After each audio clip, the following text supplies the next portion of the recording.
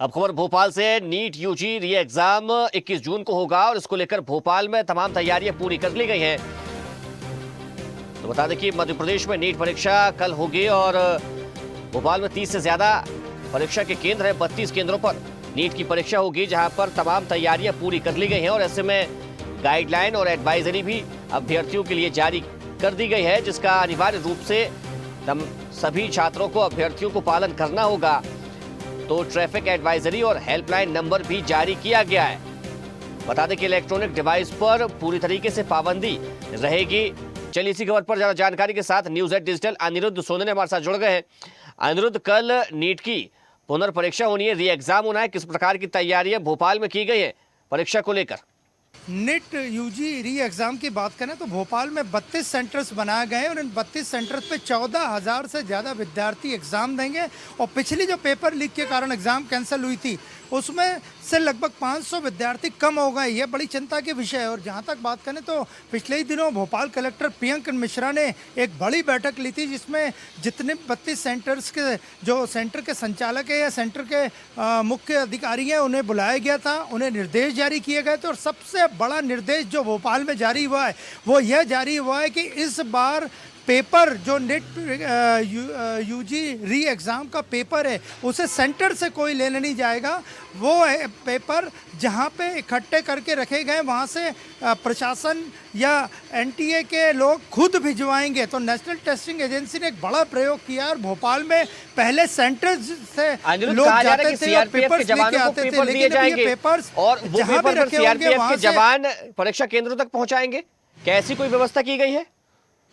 अभी तक इस तरह की कोई घोषणा नहीं की गई है, लेकिन पेपर्स जो सेंटर्स के संचालक थे वो पेपर्स लेने जाते थे और अब पेपर्स जहां भी रखे गए सुरक्षित जगह, वहां से संबंधित व्यक्ति सेंटर्स तक पहुंचाएगा। और ये बड़ी व्यवस्था इस बार भोपाल में की गई है। और भोपाल की बात करें तो जनरेटर आदि को भी तैयार रखने को बोला गया है, पानी की व्यवस्था हो और एडमिट कार्ड वगैरह की जो चेकिंग होगी वो भी पूरी तरह से कड़ाई से होगी। तो नीट यूजी री एग्ज़ाम की तैयारियां पूरी हो चुकी है और लगभग सभी सेंटर्स पे आज सुबह से मॉक ड्रिल भी चल रहा है। अलग अलग सेंटर पे अधिकारी जाके पूरी सुरक्षा व्यवस्था से लेके एग्ज़ाम किस तरह होगी उसकी जानकारी ले रहे हैं।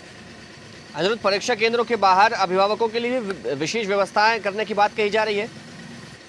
अभिभावकों के लिए भी विशेष व्यवस्था करने की बात की जा रही है और हम आपको कुछ कोचिंग सेंटर से विशेषज्ञों से बात करवाते हैं कि किस तरह ये एग्ज़ाम होगी और किस तरह पूरी एग्ज़ाम को कंडक्ट किया जाएगा और क्या तैयारियां कोचिंग सेंटर के संचालकों ने और शिक्षाविदों ने कर रखी है। सर, री एग्ज़ाम हो रहा है, क्या तैयारी यही है कोचिंग की तरफ से? तो देखिए, अधिकतर कोचिंग वालों ने अपने सारे के सारे बच्चों को फिर से वापस से प्रैक्टिस सेशन में लगाया है। बट यहाँ पे इशू ये है कि सारे के सारे बच्चे वापस भोपाल लौटकर नहीं आ पाए अपनी सीट, क्योंकि वो गांव में थे, उनके लिए पॉसिबल नहीं था रूम लेके रहना। तो उन लोगों के लिए घर पे टेस्ट कराए गए, प्रैक्टिस कराई गई है, क्योंकि इस पूरे के पूरे एग्जाम में बच्चों को 14-15 घंटे कम से कम देने पड़ते हैं और वो भी बहुत लगन के साथ। और लगातार उनको हर रोज़ या 1-2 दिन छोड़ के प्रैक्टिस करनी पड़ती है 180 क्वेश्चन के पेपर्स के ऊपर।